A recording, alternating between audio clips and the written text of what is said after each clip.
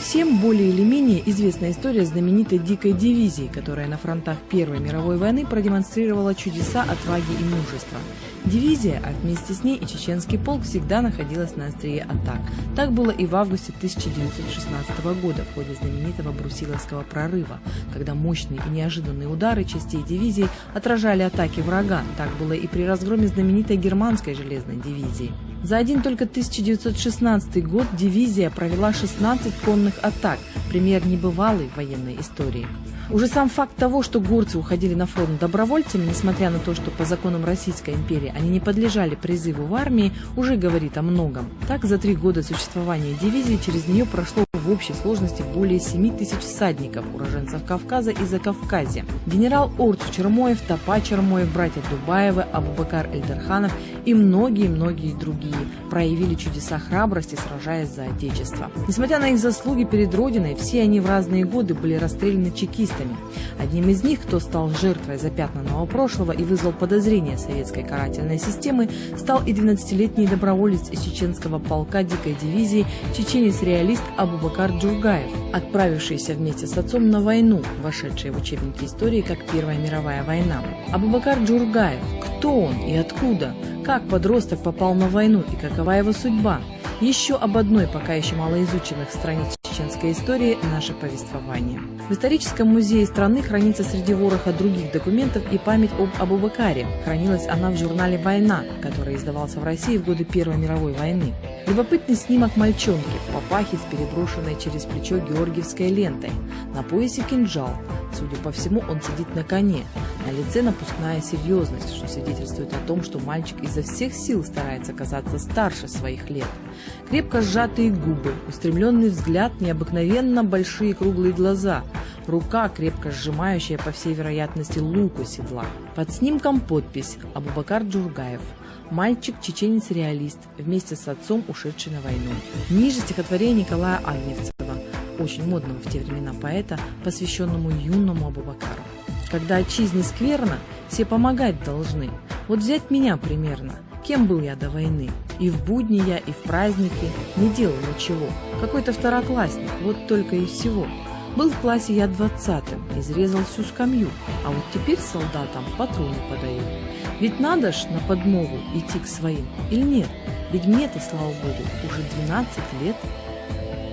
Абубакар Джургаев родился в селе Саясан в ноябре 1904 года в семье турчанки Абидат и Юсупхаджи Джургаева. По достижении 10 лет в 2014 году мальчик был отдан на обучение в Грозненское реальное училище. Однако скоро грянула Первая мировая война, которая изменила всю его дальнейшую судьбу. В том же 1914 году под командованием великого князя Михаила Романова была сформирована Кавказская туземная дикая дивизия. Любопытно, что в этой дивизии рядовых называли не нижними чинами, как это было принято в российской армии, а всадниками. Более того, как у горцев не существовало обращения на «вы», то к своим офицерам, генералам и даже к командиру дивизии, великому князю Михаилу Александровичу, всадники обращались на «ты», что нисколько не умаляло значения и авторитета состава в их глазах и никак не отражалось на соблюдении ими воинской дисциплины. Однако вернемся к истории с Абубакаром. Дивизия уже в сентябре была доставлена на фронт. Полки дивизии несколько раз пополнялись прибывшими с родины формированиями. В составе одного из пополнений на фронт отправился и Юсуп Джургаев, а с ним, оставив учебу, и его сын, ученик 2 класса Грозненского реального училища Абубакар. Он сразу же был поставлен на котловое довольствие и принят в штат. Вскоре Абубакар стал всеобщим любимцем и сыном не только чеченского полка, но и всей дивизии в целом. За время своей боевой деятельности Кавказская туземная конная дивизия прославилась на фронтах Первой мировой рядом блистательных побед и сражений. Так, в мае-июне 1916 года дивизия приняла участие в знаменитом Брусиловском прорыве. В декабре 1916 года дивизия была переброшена на Румынский фронт. За один только 1916 год дивизия провела 16 конных атак, пример небывалой военной истории. Количество пленных же, взятых туземной дивизией за годы войны, в 4 раза превысило ее собственный численный состав. Во всех знаменитых боях и сражениях дивизии активное участие принимал и Абубакар Джургаев. Отчаянный мальчуган в составе разведки неоднократно проявлял мужество и героизм. Узнав об отважном подростке, сам командир дивизии, великий князь Михаил Романов, надел на него георгиевскую ленту и подарил предмет гордости каждого кавказца – кинжал. В то время ему было всего лишь 12 лет. Эту награду Георгия горцы чтили очень высоко и называли почтительно джигитом. И действительно, святой Георгий Победоносец, покровитель российских воинов, изображение которого помещалось на лицевой стороне Георгиевского креста, восседал на коне и копьем поражал дракона, символизировавшего врага.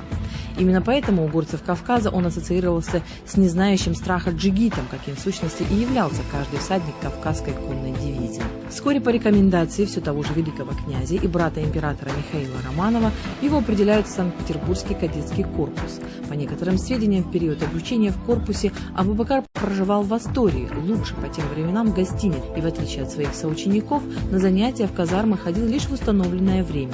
Все расходы кадета оплачивал ротмистр чеченского полка дикой дивизии, позже известный нефтепромышленник, миллионер и видный кавказский общественно-политический деятель Топа Чермоль. Февральская революция Абубакара застала в Санкт-Петербурге. Вскоре, 2 марта 1917 года, император Николай II отрекся от престола, передав наследие своему брату Михаилу Александровичу, бывшему командиру Кавказской конной дивизии. Но и он уже 3 марта отказался от престола, обратившись к народам России с манифестом. Власть в Петрограде и стране взяла на себя временное правительство. Со сменой власти закончилась и кадетская жизнь юного героя. Отречение государя от престола потрясло всех. Того энтузиазма, с которым все население, по утверждению творцов революции, встретило ее, не было. Была общая растерянность, вскоре сменившаяся каким-то опьянением от сознания, что теперь все позволено. Всадники же и офицеры кавказских полков в этот период, в конце сентября, начале октября 1917 года, вернулись в родные края. 26 сентября 1917 года Владикавказская газета «Терский вестник» опубликовала сообщение. Военный министр приказал сообщить, туземный корпус возвращается на Кавказ. Временное правительство счастливо засвидетельствует, что рожденные в свободе горцы остались верны делу свободы в тяжелые дни минувших испытаний, когда темные силы пытались их обманно использовать для того, чтобы задушить свободу. Вскоре по всей стране запестрили красные флаги банты. Началось установление советской власти. Яркие и многообещающие перспективы, романтика революционных преобразований и идеи новой власти о всеобщей социальной справедливости, земле и воле, естественно, захватили и вовлекли в водоворот событий и молодого Абубакара. Через год, уже при советской власти, вчерашний кадет поступает учиться в школу ОГПУ имени Дзержинского. По ее окончанию возвращается в Чечню и некоторое время работает в чеченском ревкоме. Однако, как только она закрепилась, советская власть вспомнила офицерское прошлое Абубакара и арестовала его как царского офицера, скрывшего свое прошлое. Обнаружилось и прошлое его отца, Юсупа Джургаева. Советская власть отправила его в печально знаменитый Астрахань-Лаг. Абубакара же, после недолгого рассмотрения особой тройкой его личного дела, сослали в Соловецкий лагерь особого назначения – Слон.